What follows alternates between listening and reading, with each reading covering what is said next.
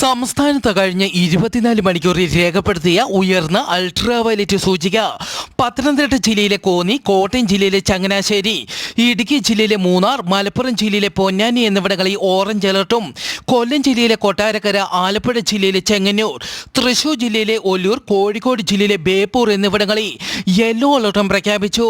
പകൽ 10 മണി മുതൽ 3 മണി വരെയുള്ള സമയങ്ങളിലാണ് ഉയർന്ന അൾട്രാവയലറ്റ് സൂചിക രേഖപ്പെടുത്തുന്നത്.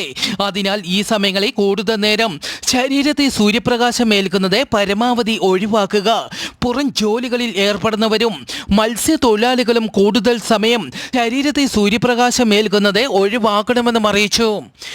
അമേരിക്കയെ ഞെട്ടിച്ച് യുദ്ധവിമാനം ചെങ്കടലിൽ തകർന്നു വീണു.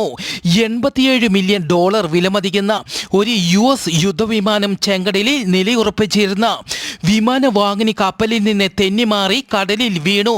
Pilot രക്ഷപ്പെട്ടതായും report.